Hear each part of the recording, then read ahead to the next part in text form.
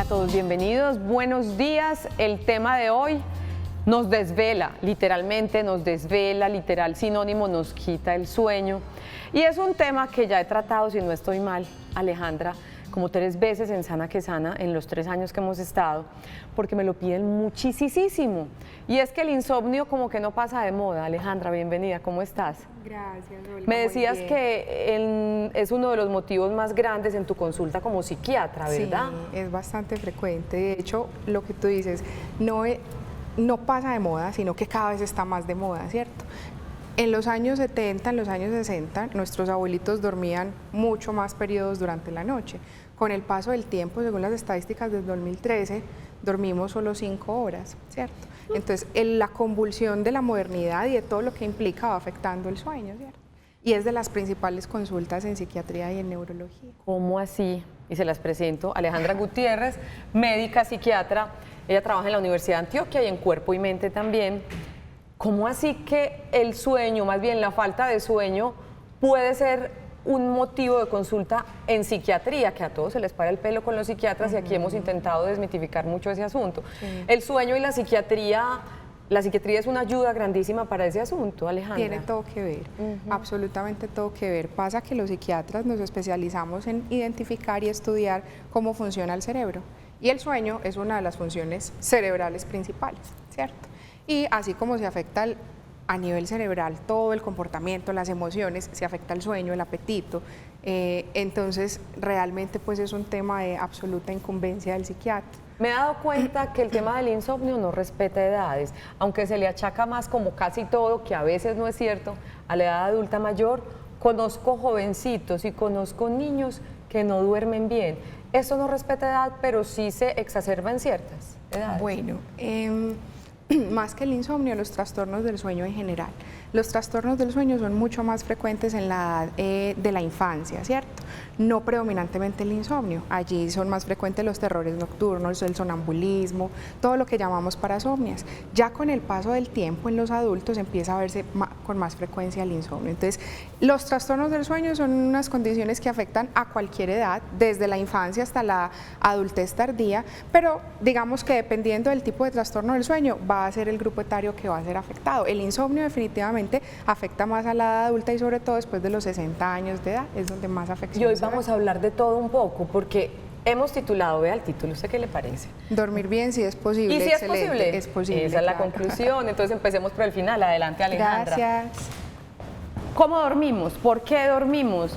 ¿Cómo funciona nuestro cerebro? Porque llegamos ya pues a profundizarnos. ¿Qué pasa allí? ¿Qué hace que descansemos, cerremos los ojos y nos desconectemos? Bueno, en realidad esa es la función del sueño, ¿cierto? ¿Y para qué sirve el sueño? Eso todavía es un misterio en la medicina. Lastimosamente pasan un montón de cosas durante el sueño, con lo cual todavía no tenemos el 100% de la información, pero lo que sí sabemos es que el sueño es una, digámoslo, orden fisiológica normal del cerebro y absolutamente necesaria. ¿Necesaria para qué? Para varias funciones específicas. Uno, y la más importante, la reparación. ¿Cierto? La reparación, el descanso. Yo comparo el sueño como con las escobitas después de una feria de flores que uno ve que la calle queda llena de basura, ¿cierto? Durante el día estamos en tanta actividad y el cerebro está en tanta actividad que necesita botar todos esos tóxicos durante el día. Entonces, hazte de cuenta la escobita que pasa por las noches limpiando, que al otro día queda como nuevo en la calle. Lo mismo pasa con nuestro cerebro, ¿cierto? Necesitamos dormir para que limpiemos todos esos tóxicos que hemos acumulado durante todo el día, que se dan específicamente por una hormona que se llama la adenosina. Entonces, el sueño lo que hace es reducir esos niveles de sustancia que puede ser tóxica para que al otro día estemos descansados, reparados. Y segundo, otra de las funciones más importantes, y de ahí se deriva por qué con los cambios de edad puede cambiar el sueño, es la función de consolidación de memoria y aprendizaje. Por eso pasa que cuando yo tengo un examen, un parcial en la universidad y me trasnocho toda la noche estudiando, voy a presentar el examen y ¿qué era? No me acordé, porque no dormimos. Y el sueño es primordial para consolidar la memoria por allá en un órgano específico que es el hipocampo y sobre todo para consolidar los procesos de aprendizaje. Entonces esas son como las funciones principales y por eso es necesario. ¿Qué función juega la famosa melatonina? Que también le voy a preguntar si sirve o no en esas pastillitas que ofrecen en ese proceso de dormirnos, la melatonina. La melatonina, digamos lo que es la hormona inductora del sueño, ¿cierto? Entonces yo tengo durante todo el día todas las actividades, entonces va aumentando una que se llama la adenosina, que está en su pico absoluto tipo 7, 8 de la noche, y con la oscuridad, porque el principal estímulo para producir la melatonina es la oscuridad, ¿cierto? Entonces cuando ya empieza a bajar la iluminación del día, empieza a subir la melatonina para contrarrestar esta adenosina. Entonces la melatonina es el inductor del sueño, ¿cierto? Se produce en su pico máximo cuando llevamos entre unas 3, 4 horas de sueño y después de 6 horas de sueño vuelve y va bajando, relacionado con la iluminación. La luz es el principal inhibidor de la producción de melatonina, por eso una de las recomendaciones que ahorita vamos a hablar es la iluminación, ¿cierto? Quitar la iluminación es el principal estímulo para producirla, entonces de verdad es la hormona inductora del sueño. Ahorita más adelante podemos hablar es como de la real indicación y necesidad de la melatonina exógena, o sea, lo que compramos en la tienda naturista, digamos que esas son concentraciones mucho más bajas y no tienen una evidencia clínica en que sirva. Hay una presentación que es una presentación farmacológica que es melatonina pura, ¿cierto? Y es útil para esas personas que tienen trastornos del sueño solamente cuando el trastorno del sueño es derivado de una alteración del ciclo circadiano que se llama el relojito del cuerpo. Pero esa melatonina debe ser recetada por especialistas, no es que, supongo, ¿no? O pueden consumirla cualquier persona y es inocua. Esa melatonina todos los cerebros lo producimos. Sí, pero digo yo que de pronto hay televidentes que dicen, pues salgo a correr a comprar Pasa melatonina mucho. pura. ¿Se puede? Pasa mucho.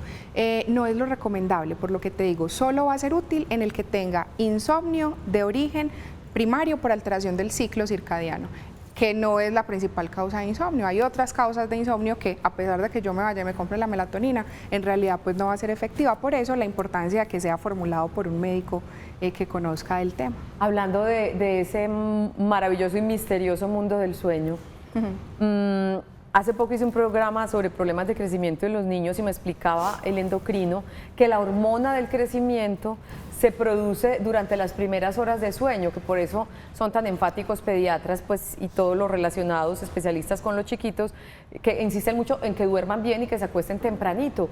La hormona del crecimiento se produce efectivamente durante el sueño. Durante el sueño empiezan los picos concomitante con la melatonina y eso es importante que lo menciones, Olga, porque si de pronto todos nos hemos dado cuenta que un recién nacido duerme prácticamente todo el día, ¿cierto? Ellos duermen casi que 19 horas diarias y ya cuando estamos ancianos ese sueño se reduce un montón, pero eso tiene una explicación fisiológica y es esa, que como sabemos que el sueño sirve para el aprendizaje, para la memoria, para reparar neuronas, además es necesario para esos picos de hormona del crecimiento y por eso a medida que ya yo voy creciendo la cantidad de horas del sueño van disminuyendo, tiene las relaciones con la hormona del crecimiento. O sea que es normal que yo cuando los escasitos días que puedo dormir hasta tarde y me preparo el día anterior y digo, 11 de la mañana y a las 6:30 estoy levantándome, es normal porque el cuerpo me dice ya no necesitas dormir más. Bueno, lo que es normal es la cantidad de horas de sueño con las que tú te sientas descansada, ¿cierto? En mi caso, yo necesito 8 o 9 horas de sueño para descansar. Mi esposo necesita 5, ¿cierto? Entonces, en realidad uno necesita las horas con las que se sienta descansado. Hay soñadores cortos, soñadores intermedios y soñadores largos. ¿Qué quiere decir eso? Los que duermen menos de 5 horas, los que duermen entre 7 y 8 y los que duermen más de 9. Yo necesito 5 para descansar y con eso estoy bien, pero lo que han demostrado los estudios a largo plazo es que las personas de sueño intermedio, o sea, entre 7 y 8 horas diarias, son las que menos enfermedades a futuro tienen. Entonces yo puedo sentirme descansada durmiendo 5 horas diarias, pero a largo plazo mi cerebro tiene mucho más riesgo de demencia tipo Alzheimer, de enfermedades cardiovasculares, de trastornos de la conducta alimentaria y obesidad. Perfecto. Estamos entonces con la doctora Alejandra Gutiérrez, médica psiquiatra de cuerpo y mente, hablando sobre que es posible dormir bien. Y a lo largo de este programa les vamos a dar alternativas, recomendaciones. Vamos a hablar también de actividad física, que es supremamente importante en todo este proceso del dormir bien. Mientras llegan sus inquietudes a nuestro WhatsApp, que es el 305-316-6560. Si usted duerme mal, si su esposo duerme mal, si no la dejan dormir por los ronquidos, eso también tiene que ver. Todas las inquietudes con relación al sueño, bienvenidas al 305-316-6560 y mientras tanto vamos con la siguiente pregunta. Hola, mi nombre es Justin y les tengo una pregunta. ¿Qué consecuencias trae para mi salud física y emocional el hecho de no dormir bien? Ay, Justin, pues aquí va su respuesta, física y emocional. Un montón, en realidad. Vamos por lo emocional primero, ¿te Perfecto. parece? El mal genio, ¿no? Es el principal, sobre todo, más que el mal genio en general, la irritabilidad. Uy, sí, total. ¿Cierto? Ya vimos que necesitamos dormir para descansar y repararnos, entonces la falta de sueño, después de 24 horas sin dormir, se empiezan a ver las afectaciones emocionales. Solo 24 horas sin sueño ya empiezo a tener estas dificultades. ¿Cuáles son? Entonces, lo principal es la fatiga, ¿cierto? La Estoy sensación de cansada. cansancio. Segundo, la irritabilidad, ¿cierto? O sea, estoy intolerante, estoy rabioso, estoy mal geniado. Tercero, la falta de concentración. No dormir bien va a hacer que yo no esté tan atenta y tan concentrada a los nuevos estímulos. Y otro, la lentitud para reaccionar ante estímulos nuevos. Quiere decir que si yo voy pasando la calle y viene una moto rápido, si yo no dormí bien, tengo el riesgo de no reaccionar a tiempo, ¿cierto? Esos serían como los principales, solo con 24 horas. Ya cuando esa falta de sueño empieza a cronificarse, o sea, empiezan a pasar más y más días en los que yo no logro dormir, ya los cambios afectivos o emocionales es que empiezan a despertarse. Entonces, como no estoy durmiendo, estoy más acelerada todo el tiempo porque mi cerebro no está durmiendo, no está descansando. Entonces empiezan los trastornos de ansiedad, que es como el principal asociado con el insomnio. Empiezo a preocuparme de forma excesiva, a sentirme angustiada. La depresión es una de las consecuencias a largo plazo como de la falta de dormir y ahí veremos como una relación bidireccional. Si yo no duermo bien, tengo riesgo de tener una depresión, pero si tengo depresión, voy a tener insomnio. Entonces es una relación ahí como de lado y lado, ¿cierto? Esos serían como los principales a nivel emocional, ¿cierto? Pero empieza a pasar que como durante el sueño todas las funciones orgánicas también están como en reposo. Por momentos hay un pico de presión arterial, hay un pico de frecuencia cardíaca, pero lo usual es que como el cerebro está descansando, mi resto del organismo está descansando. Si yo no duermo y no descanso, ¿qué pasa con mi corazón, con mi páncreas, con los vasos sanguíneos? Pues tampoco van a descansar y no van a hacer su proceso de reparación. Entonces, a largo plazo, las consecuencias a nivel físico están relacionadas con niveles altos de presión arterial, que a largo plazo va a ser una hipertensión arterial. La diabetes, porque se afecta directamente el metabolismo de la glucosa, entonces empiezo a sufrir de diabetes, ¿cierto? Otra de las alteraciones es la obesidad, porque se afecta como el ciclo del apetito y la alimentación, al igual que los ritmos biológicos. Entonces, la obesidad es una de las principales consecuencias de los trastornos del sueño.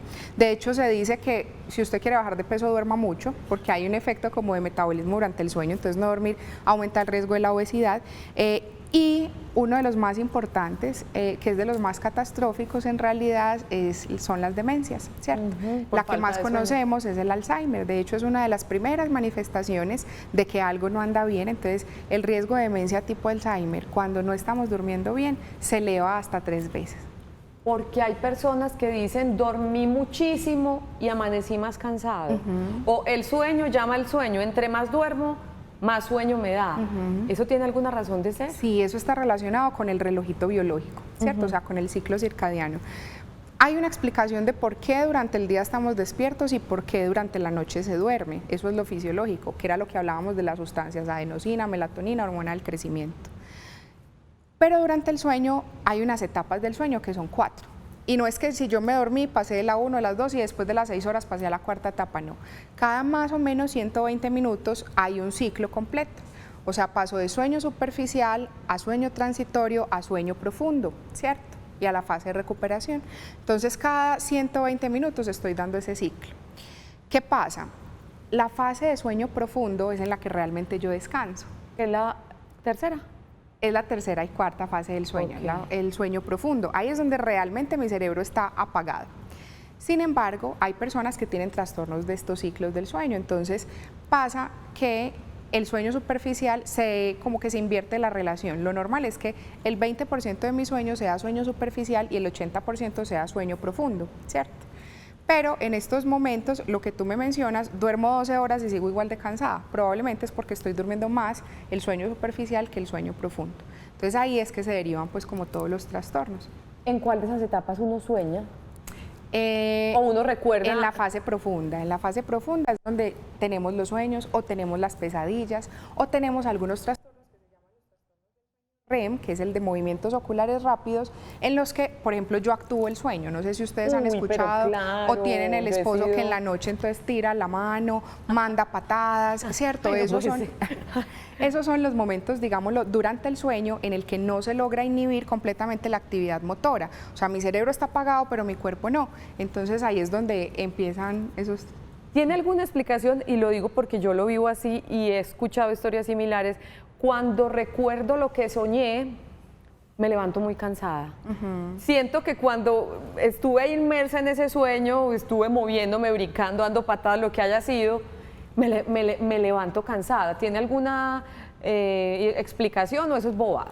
No, tiene una explicación, es con eso, la relación del sueño superficial profundo, ¿cierto? Como lo que te decía, cada 2 horas terminamos un ciclo, cada 2 horas terminamos el ciclo, es normal tener unos pequeños despertares, normal, cada que se termina un ciclo, pero de pronto estoy en el ciclo profundo, vuelvo al superficial y me demoro a lograr nuevamente el profundo, ahí es donde sueño y me acuerdo y me levanto muy cansado, tiene que ver O con esas pesadillas que usted se levanta, se cachetea con cariño y dice, ya estoy despierta, eso es mentira, y vuelve a soñar lo mismo. Sí, tiene que ver es con el ciclo Suele superficial. y el suceder. profundo. Dígame si no, a todos nos ha pasado. Buenos días, estar con el celular hablando por redes sociales a altas horas de la noche puede causar insomnio. Excelente. Ahí empezamos a meternos con higiene del sueño, que son esas recomendaciones de qué hacer antes y qué no hacer antes de acostarse. ¿Qué decir de esto? Yo en mi camita, ya cobijadita, pero chun, chun, chun. Excelente pregunta porque la preguntan todos los pacientes en la consulta. ¿Te acuerdas que ahorita cuando comenzábamos hablábamos de que por allá nuestros abuelitos dormían mucho y muy bien y ahora nosotros dormimos menos? Eso tiene que ver con la modernidad y con todos los aparatos electrónicos, ¿cierto? Y va a un principio fisiológico. La luz es el principal inhibidor de la melatonina y yo necesito melatonina para dormir. O sea que si en la noche estoy con la luz prendida o estoy con una pantalla por el computador, por el celular, por la tablet, que a mi cerebro. Quiere decir que no estoy produciendo la melatonina, por ende no voy a dormir. Por eso todos estos aparatos electrónicos van a afectar no solo la duración, sino la calidad del sueño. Supremamente importante. Nuestra línea de WhatsApp está abierta para ustedes. Hoy estamos hablando de cómo dormir bien. Otra pregunta de esos asuntos cotidianos. Cuando usted, y creo que también por el paso de los años, debe levantarse a hacer pipí en la noche, ¿hay alguna recomendación para volverse a dormir rápidamente?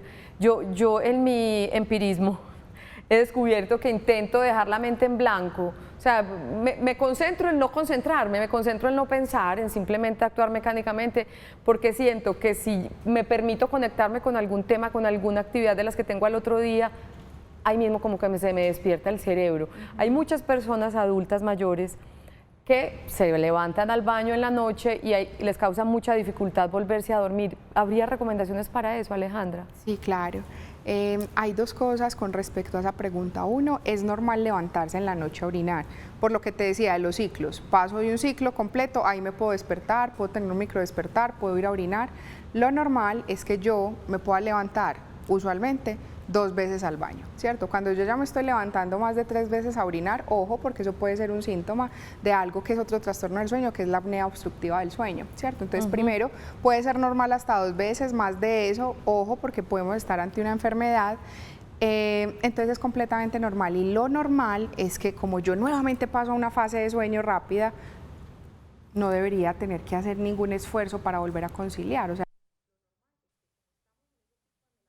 acuérdate, entonces yo debería seguir durmiendo y conciliar inmediatamente. Cuando empiezan a haber dificultades para volver a conciliar el sueño, lo de las medidas pues como de higiene, la iluminación, el ruido, los aparatos electrónicos, además de eso pues como si hay ronquidos, ¿cierto? Porque los ronquidos hacen que el sueño pues como sea más difícil de conciliar y ahí vendrían pues como todas las estrategias de higiene del sueño, que no sé si quieres que las vamos mencionando de una vez. Ahorita vamos con esta pregunta. María Isabel Rojas, gracias por estar en Sana que Sana. ¿Qué se debe hacer al despertar después de una pesadilla para conciliar nuevamente el sueño, Alejandra? Bueno, eso está relacionado con lo que Sí. tú preguntabas. Entonces, cometemos un error grave y es que a los 10 minutos no nos ha llegado el sueño, entonces prendemos el televisor, prendemos el computador o nos ponemos en el celular. Esa es la primera medida que queda prohibida. Si yo quiero conciliar, nada de aparatos electrónicos. 2, si después de media hora de yo intentar conciliar no logro dormirme, no me puedo quedar en la cama. Tengo que levantarme y buscar alguna actividad que me canse, no irme al celular, no irme al computador, buscar un libro, ¿cierto? Irme para la sala. hacer Televisión ejercicios tampoco, lo mismo, ¿no? No, porque esto es estímulo lumínico. Leer un libro, hacer una oración, por ejemplo, ¿cierto? Irse para la sala y meditar un poquito, pues como lo que tú haces, poner la mente en blanco, hacer ejercicios de respiración, eso sería lo primordial.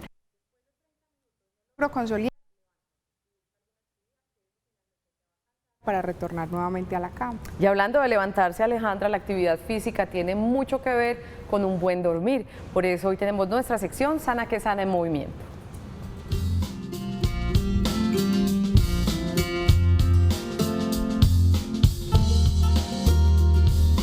Ángela Escobar Rodríguez es fisioterapeuta de cuerpo y mente. Bienvenida, Ángela, ya es la segunda vez en Sana que Sana. ¿Cómo estás? Muy bien, ¿Tú fue Olguita, que se ¿cómo amañó o estás? que quiso volver? Sí, aquí me siento en casa. Me alegra mucho.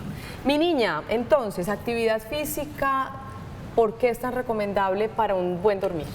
Bueno, la actividad física, como nombraba la doctora Alejandra, hace que se aumenten los niveles de la melatonina. Entonces, al aumentar los niveles de la melatonina, podemos tener un sueño reparador. Si nosotros hacemos una actividad física, llámese actividad física, cualquier movimiento que nos aumente la frecuencia cardíaca, la temperatura corporal, que nos cambie las pulsaciones de nuestro cuerpo, que son las que hacemos por más de 30 minutos, eso ya nos está generando la producción de esta hormona. Entonces, al sentirnos cansados, al liberar esta hormona, podemos generar un mejor sueño. Cuando nosotros hacemos actividad física, vamos a romper un círculo vicioso que es el sedentarismo. El sedentarismo trae como consecuencia la obesidad y la obesidad en algunas personas puede producir apneas del sueño o ronquidos frecuentes. Y también genera unas alteraciones, esta obesidad, mecánicas y musculares que hacen que tengamos malas posiciones corporales al dormir que impiden que haya un buen descanso. Si tenemos el estómago prominente o estamos bien gorditos, normalmente dormimos boca arriba. Al dormir boca arriba, el patrón respiratorio cambia y este patrón respiratorio hace que empiece a haber un ronquido que la persona a veces se despierta. Entonces se pueden generar estrategias mientras se incluye en nuestra vida cotidiana la actividad física y cambiar ese sedentarismo. ¿Qué se puede hacer? Se puede levantar la cabecera de la cama, se puede posicionarse de medio lado y eso mejora el patrón respiratorio y mejora la forma de dormir. El ejercicio no necesariamente tiene que ser ir a un gimnasio, porque muchas personas dirán, no, pero yo no puedo ir al gimnasio, no tengo tiempo, ¿cómo me voy a activar? Hay dos formas de activarnos, saliendo a la calle a caminar, haciendo natación o yendo al gimnasio. O estando en la casa puedo poner música y bailar 15, 20 minutos. Puedo acostarme en una colchoneta, hacer estiramientos, ejercicios con pesas, con baloncitos. Todos estos ejercicios, tanto aeróbicos como ejercicios anaeróbicos musculares, nos hacen cambiar nuestra vida de sedentarismo y nos activan el sueño. O sea que ese asunto de vaya y ponga al niño a hacer deporte para que se acueste cansado y duerma bien, no, sí es así, pero la explicación tiene que ver con lo que nos decías de la melatonina y su producción con la actividad física. Exactamente. Si nosotros vemos a los niños, ellos juegan todo el día, hacen actividad física todo el día y llegan y es desenchufados totalmente y duermen muchas horas y se acuestan temprano, que eso es otro factor importante, se acuestan temprano y a las 6 de la mañana están recargados, que es la idea en nosotros los adultos, poder lograr desenchufarnos para hacer todos los ciclos del sueño que nos hablaba la doctora Alejandra y poder tener un sueño reparador. El sueño reparador también hace que podamos tener una actividad física más eficiente.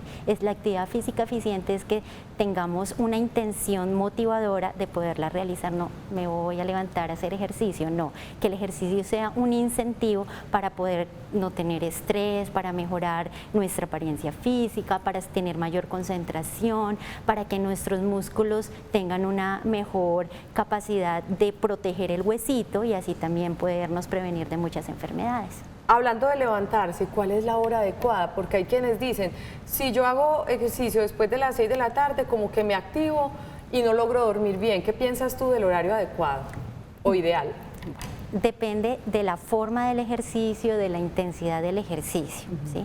Hay personas que hacen ejercicio nocturno y liberan toda la carga del día y quedan livianitos. Hay personas que hacen ejercicio nocturno y les pasa lo contrario, se les activa el ciclo circadiano y entonces quedan hiperactivos y es muy difícil dormir. Depende de cómo se prescriba el ejercicio, de las actividades que hace cotidianamente.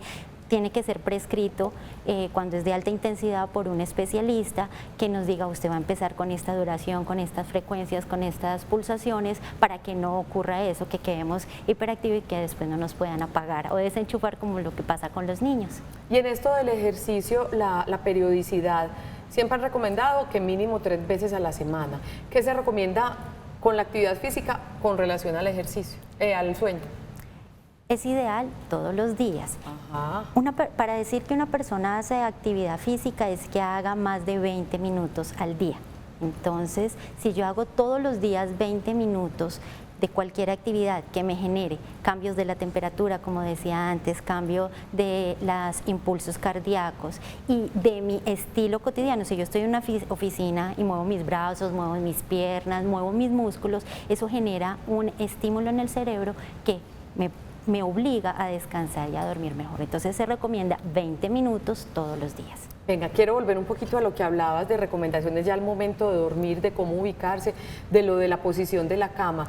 Danos esas recomendaciones importantes para dormir bien. Cuéntanos nuevamente esa parte. Claro que sí, mira. Es importante que la almohada no nos produzca una inclinación del cuello o una extensión muy grande. ¿Por qué? Porque se cambia el patrón respiratorio y se cambian nuestras curvaturas lumbares. En medio de las piernas deberíamos usar una almohada larga. ¿Por qué? Porque eso genera que toda la columna esté relajada y que el cuerpo pueda descansar su peso corporal sobre el colchón. El colchón también es muy importante, no podemos estar en un colchón que sea como una piscina, porque pues las estructuras óseas y musculares no se van a poder acomodar para poder descansar. Es importante que nos ubiquemos en la cama en un lugar que sea no muy a la orilla o muy centrado, porque pues o nos quitan la cobija y el hecho de que nos quiten la cobija, eso nos puede despertar. Y si dormimos solos, entonces puede ocurrir que nos dé o mucho frío o mucho calor. Entonces ocupar un lugar de la cama donde podamos tener una temperatura corporal adecuada para conciliar el sueño. Lo del espaldar de la cama, ¿qué fue lo que dijiste? Bueno, para las personas que están sufriendo de apneas o los ronquidos, se debe elevar la cabecera de la cama. Ajá. Con libritos, con un ladrillito. Al cambiar la posición de la cama, esto genera que el patrón respiratorio sea mucho mejor y que esa falta de buena oxigenación del cerebro no se dé. Pero definitivamente yo diría, Ángela, para ir cerrando esta parte de la entrevista contigo, es que la invitación es a que los televidentes se den la oportunidad y ensayen. Si usted tiene muchos problemas del sueño y ya ha tomado otras medidas como las de higiene que hemos nombrado y ahorita tomaremos nuevamente con Alejandra, salga a hacer una caminadita todos los días un ratico, haga algún tipo de actividad física. Cuando organice la casa, ponga musiquita y empiece a hacerlo con una intencionalidad y haga actividad física, a ver si de pronto por ahí va la cosa. Hay gente que con solo hacer actividad física, Ángela, ¿puede mejorar sus problemas de sueño? Totalmente, totalmente. La actividad física es la mejor herramienta que podemos tener para conciliar el sueño. Si las personas no tienen ningún problema articular yo a veces le recomiendo llegue de la casa y no coja el ascensor, suba por las escaleras. Ya con eso hizo un estímulo cardiovascular que le va a generar el ejercicio. Llegó y va a organizar lo que no pudo organizar en el día, ponga música. La música hace que usted se mueva, además somos tropicales, somos de música muy alegre, entonces ese hecho de que mientras está terminando de organizar la casa o alistándose para el otro día, escuches una música que te haga mover, eso ya estás haciendo actividad física. ¿Sabe que también me han hablado muy bien de los hidroaeróbicos? Que incluso para los que tienen problemas articulares, ahí se blindan de ese tipo de problemas, gastan energías y producen melatonina. Exactamente. Y se acuestan descansaditos, relajaditos, bien bueno. Como los bebés, porque uno en la noche los baña para que duerman, para que estén tranquilos, nosotros los adultos también podríamos incluir dentro de nuestras actividades los hidroaeróbicos, porque el agua nos genera una relajación de todos los músculos, disminuye el impacto y es el ejercicio más completo cardiovascularmente. Al deporte y a la actividad física nosotros le hacemos mucha propaganda en Sana que Sana. Un motivo más, mis queridos televidentes, que yo sé que muchos sufrimos, porque yo también lo sufro a veces, de insomnio. Pues la actividad física es un remedio gratuito, saludable y sin contraindicaciones, porque ustedes han visto que en casi todos los diagnósticos de los que hablamos en Sana que Sana, siempre factores protectores, actividad física, que va de la mano con buena alimentación, con estilos de vida saludable. A Ángela Escobar Rodríguez, fisioterapeuta, muchas gracias por estar con nosotros y hacer actividad física entonces todos. Vamos a nuestra primera pausa. Hoy en Sana que Sana estamos hablando de que sí es posible dormir bien y les daremos más demostraciones de que sí lo es cuando regresemos de nuestro primer corte. Sus inquietudes, muy bienvenidas al 305-316-6560. Ya volvemos.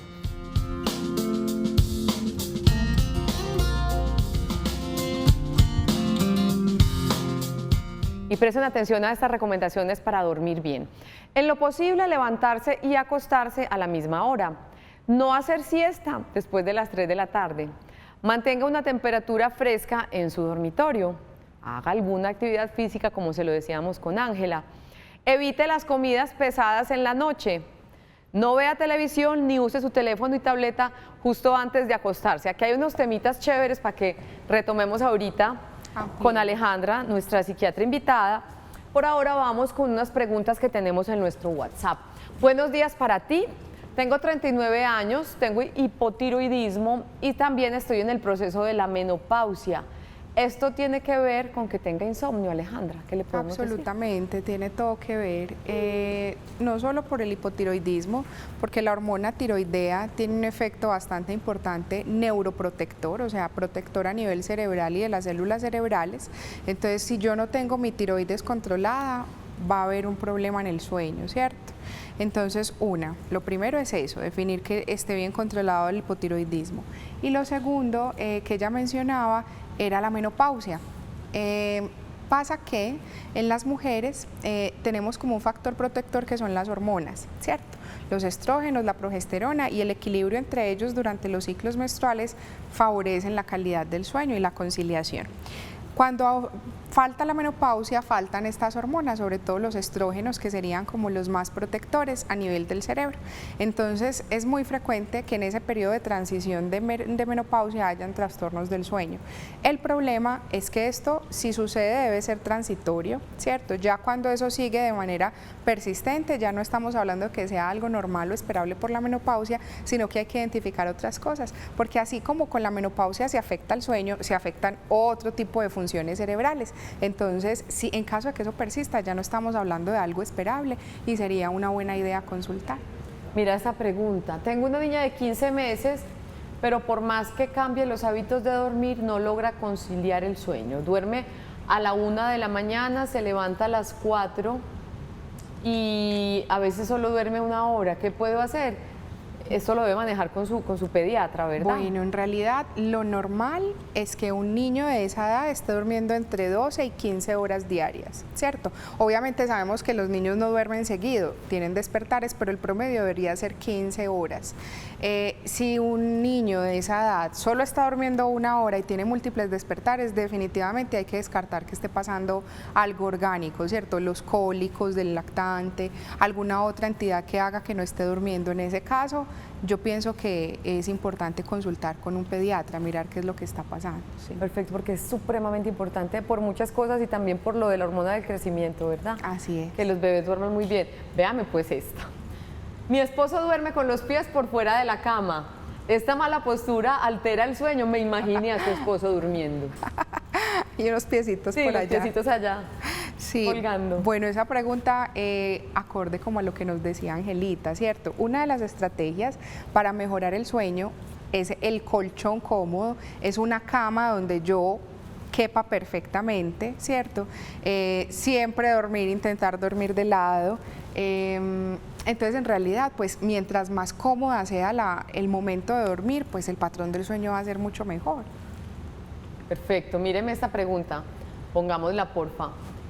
Buenos días para ti. Tengo 50 años. Después de mis 42 años y de ciclos de quimioterapia, se trastornó mi sueño, volviéndome dependiente de medicamento para dormir. Ahora solo logro hacerlo con la lírica, que me permite relajar mis músculos. Pero he tomado la decisión de no tomarla para saber si puedo conciliar el sueño por sí sola. No ha sido posible. Me siento dependiente de este medicamento y quiero volver a retomar mi descanso. ¿Qué puedo hacer? El insomnio, al igual que cualquier otro trastorno mental, no se da porque yo quiero, porque yo tengo la posibilidad de cambiarlo o porque es que yo soy muy fuerte o muy débil. En realidad, cuando ya hay un trastorno del sueño y necesitamos tratamiento, no es solo de yo querer o yo poder, estamos hablando de un cuadro de enfermedad que necesita tratamiento, ¿cierto? Tenemos como la mala costumbre derivada como de la tradición oral de que un medicamento nos vuelve dependiente cuando lo necesitamos tomar para algo. En realidad la lírica no es un medicamento que se haya probado que genera dependencia o adicción, ¿cierto? Por eso incluso es de venta libre. Si se hubiera demostrado que causa dependencia, nos tocaría ir a comprarlo con un formulario especial. Entonces, uno, primera medida, y dos, no es que estés dependiente a la lírica, quiere decir que hay algo que está pasando que no estamos controlando. Yo con mis pacientes siempre hago una comparación y es que el insomnio es, haga de cuenta, la fiebre. Cuando usted tiene un hijo con fiebre, su hijo no está enfermo de fiebre. Su hijo está enfermo de alguna cosa que le está dando fiebre. Hay que buscar la razón. Exacto, el insomnio es la fiebre. Entonces la lírica es el Dolex para la fiebre. O sea, yo quito el insomnio con la lírica. Pero ¿por qué se está dando ese insomnio? ¿Qué será lo que está pasando que te lleva al insomnio? ¿Hay alguna cosa en tu funcionamiento cerebral, alguna entidad, alguna enfermedad? Entonces, en ese caso, yo te recomendaría más que la dejes y mires alguna otra estrategia, es identificar en realidad y consultar qué es lo que está pasando, porque tenemos que quitar la causa de ese insomnio. Y con respecto pues a lo que ella mencionaba, si hay alguna estrategia que puedas ir haciendo, claro que sí. Las estrategias que ahorita Olga les leyó y ahorita finalizando el programa vamos a hablar de todas esas estrategias, ampliándolas un poco más, que son las cosas que podemos ir haciendo en casa mientras tenemos consulta especializada. ¿Cómo podemos ayudar a las personas que por diferentes ocupaciones, porque son cuidadores de pacientes, porque trabajan en turnos en la noche, solo pueden dormir en el día? ¿Llega a ser igual de reparador un sueño diurno que un sueño nocturno, Alejandra? Bueno, en realidad yo trabajé muchos años en turnos nocturnos, pero eso es antifisiológico, o sea, dormir de día y estar despierto en la noche no tiene nada que ver con lo que debería ser el ciclo biológico. Pero a veces toca. Exactamente, pero nuestro relojito se acomoda de acuerdo a las necesidades que tengamos, nuestro reloj biológico. Entonces, en las personas que tienen turnos nocturnos, o yo cuido a mi mamá durante la noche y duermo en día, por ejemplo, hay varias estrategias y la principal es inmediatamente yo termino mi turno de cuidado, ¿cierto? Que puede ser en el trabajo, en mi casa o en el lugar donde esté, desayunar e irme a dormir. O sea, no es que me voy a ir a hacer vueltas, a mí me da sueño después de mediodía, no. Inmediatamente buscar el sueño después de desayunar. Tener esa rutina. Exacto. Y siempre buscar un lugar para dormir, así sea de día, que sea oscuro, ¿cierto? Entonces, si yo tengo una casa muy iluminada, una ventana con blackout y que tenga una temperatura adecuada, porque la temperatura es otro de los inductores de melatonina, entonces un ambiente fresco, oscuro y tener horario. ¿Tapones en los oídos por los ruidos del día? Más que tapones, pues es importante, pero más que tapones, lo ideal sería que es que si yo vivo acá, mi familia o las personas que conviven conmigo deben respetar ese sueño, porque es lo único que me va a reparar. Entonces, sí es posible, y si nos toca trabajar de noche, nos toca, pero ahí es siempre buscar el sueño de una en ambiente oscuro y de temperatura fresca, y los horarios son súper importantes. siempre establezco que hasta ahora me levanto, hasta ahora me acuesto, eso es como lo más importante. Entonces no embolate el sueño con irse a hacer vueltas, desayuna y para la camita. Así es. Porque a veces mientras duermo o creo estar dormida, uy, eso sí que pasa. Y yo se la pongo más dramática. Porque a veces mientras duermo creo estar dormida, siento lo que pasa a mi alrededor y me levanto indispuesta. Y ahí, ahí es cuando digo más dramática. A mí me pasa eso y no solamente eso. Estoy consciente y quiero moverme y no me puedo mover. ¿No te ha pasado? Ahí ya hay dos cosas. No, es una cosa horrible. Y yo, por Dios, levánteme, muévanme y no me puedo mover. Terrible. Pero ahí irían como dos cosas diferentes. Uno es... Recuerdan que ahorita hablábamos de los ciclos del sueño, ¿cierto? El ciclo superficial, la etapa superficial de sueño superficial y la etapa de sueño profundo. Entonces, esa etapa de sueño superficial es la que probablemente en ella que nos pregunta es la que está prolongada y está invertido. Lo normal es que nos profundicemos el 80% del sueño y estemos en superficial el 20%. Tal vez ella lo tiene invertido. Hay que identificar por qué. Hay que identificar cuál es la causa que hace que tu cerebro no descanse del todo, ¿cierto? Hay que buscar qué es lo que está pasando. Por eso te levantas indispuesta, fatigada, irritable, maluca, ¿cierto? Es por la fase superficial que se prolongó. ¿Por qué se prolongan? Por trastornos de ansiedad, depresión, eventos vitales que nos estén generando algún estrés en ese momento, apneas del sueño, ¿cierto? Que son como las principales causas de los insomnios. ¿Y cuál era la otra que tú me...? No, bueno, lo del porque sueño. Yo estoy loca, no me pare bolas. No, para nada. ¿Eso sí sucede? Sí, de hecho se llama la parálisis del sueño, ¿cierto? Eso es un tipo de trastorno. Es horrible. ¿Se acuerdan que hablábamos de que hay unos pacientes que se mueven mucho, patalean durante la noche, incluso hablan, ¿cierto? Porque está mi cerebro dormidito, pero no mi cuerpo, no hay una inhibición motora continua. Pero lo normal es que en el sueño haya una inhibición motora y cerebral, ¿cierto? Pero cuando hay un desbalance de estas, se da un trastorno, o porque me muevo mucho, o porque me despierto y me quiero mover. No me muevo. Y estoy inhibida ¿Eso es un motoramente. trastorno del sueño? Eso hace parte de los trastornos del sueño, de que hay algún ciclo que no se está regulando de manera adecuada. Perfecto. Vamos a hablar más sobre cómo dormir bien cuando regresemos de este corte para comerciales en Sana que Sana. Ya volvemos.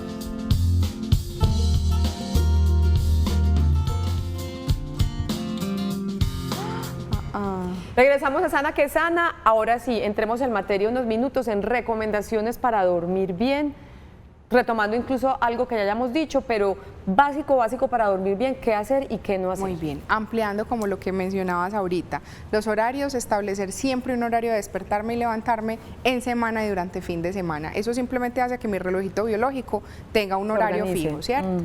Con respecto a la alimentación, de las medidas más importantes es evitar comidas muy abundantes en la noche, evitar el consumo de energizantes y todo lo que tenga componentes estimulantes a nivel cerebral. El café, el tinto, el chocolate, el Vive 100, el Red Bull. ¿A partir de qué horas? Todo eso. Lo ideal es que si yo tengo un trastorno del sueño, no debería consumir en ningún momento del día este tipo de sustancias estimulantes. En las personas que no tienen trastorno del sueño, que simplemente quieren dormir mejor, después de las 5 o 6 de la tarde yo ya no debería tomar nada estimulante, nada del chocolatico en la noche, nada de eso, ¿cierto? Eso con respecto a la alimentación. Con respecto a las siestas que tú mencionabas, las siestas, si las vamos a hacer, deben ser siestas cortas. Una siesta adecuada debe ser de 45 minutos. Pero es que yo me acuesto, duermo 2 horas, no, ponga el despertador y solo 45 minutos. Siestas más largas van a afectar mi patrón del sueño. Entonces lo ideal, siestas cortas, ¿de acuerdo? Y unita al día no más. Bueno, con respecto a la actividad física, pues Angelita les amplió. Otra de las cosas importantes es el consumo de licor. Pasa mucho en nuestro medio que una copita de vino para poder dormir o un traguito de ron para poder dormir, porque el alcohol es depresor del sistema nervioso central y puede dar sueño. Pero a largo plazo, lo que eso está haciendo es un efecto contrario y un efecto de rebote. Entonces, nada de bebidas alcohólicas para conciliar el sueño. Disculpe. Nada de bebidas alcohólicas, porque a largo plazo antes eso nos va a empeorar el patrón del sueño. Con respecto a los rituales al momento de dormir, ojalá todos tuviéramos un ritual. Las mujeres es más fácil porque nos limpiamos la cara, nos organizamos, para los hombres es más difícil, pero qué rico que al momento de dormir mi cama tenga una temperatura fresca, esté oscura, yo me limpie, me dé un baño corto, ¿cierto? Un bañito de 2-3 minutos y me disponga a dormir. Entonces, tener un ritual para dormir favorece la conciliación. Y por último, los ejercicios de respiración y relajación durante la noche. Fácil. De pronto en el radio tiene musiquita. ponga musiquita relajante, o ejercicios de respiración, pero respiración abdominal, ¿cierto? O ponga en YouTube algún videíto de ejercicios de respiración, pero siempre teniendo en cuenta que nada de aparatos electrónicos 1 hora antes de irme a dormir en mi cama. Perfecto. Y que si me despierto tampoco me pego de los aparatos electrónicos ni miro la hora, sino que espero. Correcto. ¿Cuánto? No miro la hora, eso es una cosa muy, muy importante. Y segundo, después de 30 minutos, si yo ya siento que ya ha pasado más de media hora y no logro conciliar, me levanto, busco otra actividad. Leer es una buena opción. Perfecto. ¿Qué hay para hacer frente al tema del insomnio? Habrá personas que toman estas medidas de higiene del sueño y dicen, lo logré, hice actividad física y wow, como un angelito. Si no se logra, hay exámenes y tratamientos más intensivos para el insomnio, ¿verdad? Así es. Esto es como un 70-30, ¿cierto? Si yo tengo insomnio, solo con las medidas farmacológicas, el 30% de la población va a mejorar su patrón. Pero hay otro 70% que no lo va a hacer porque probablemente hay una causa adicional a ese insomnio. ¿Cuándo mandamos exámenes del sueño? Cuando hay ronquido, cuando hay apnea, ¿cierto? Yo me despierto como ahogado durante la noche o cuando me levanto más de 3 veces a orinar y tengo hipersomnia durante el día. Ahí estoy sospechando una apnea del sueño y ahí debo hacer exámenes del sueño. O cuando están estos trastornos motores durante el sueño, hay que hacer los exámenes para mirar qué tipo de trastorno del sueño es. Pero en general el insomnio no necesita exámenes adicionales, pero sí es importante consultar. ¿Cuándo? Cuando esto es persistente, cuando ya intente las medidas no farmacológicas que ya hablamos acá y esto no mejora, cuando a pesar de que tomo la lírica pero la dejo vuelve a aparecer el insomnio, cuando como ya no duermo bien, estoy irritable, estoy ansioso, estoy desconcentrado en el trabajo, ahí hay que consultar. Perfecto. Pues yo creo que el mensaje está muy claro, mis queridos televidentes. Al principio del programa, la doctora Alejandra claramente les contextualizó en por qué es tan importante física y emocionalmente el hecho de dormir bien. Y ya a lo largo del programa les hemos dado recomendaciones pues para que lo logren. Conclusión, para que terminemos, Alejandra. Conclusión grande. El insomnio y los trastornos del sueño son un problema real, son un problema bastante frecuente en nuestro medio. Tenemos herramientas que podemos comenzar a hacer desde casa, pero ya aquí dimos un montón de herramientas para tener en cuenta cuándo esto se nos sale de las manos y cuándo es importante consultar. Ella es Alejandra Gutiérrez, médica especialista en psiquiatría. Gracias por estar con nosotros.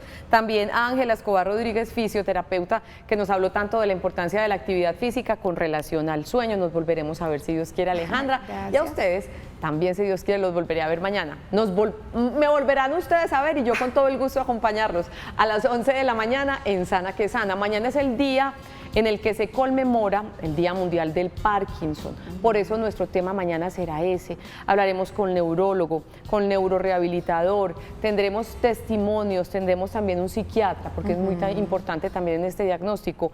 Todo el equipo que maneja a las personas con Parkinson, básicamente para buscar su calidad de vida, porque se puede, con un buen acompañamiento se puede. Mañana los esperamos a las 11 de la mañana en el programa saludable de Televid. Sana que Sana. Hasta mañana.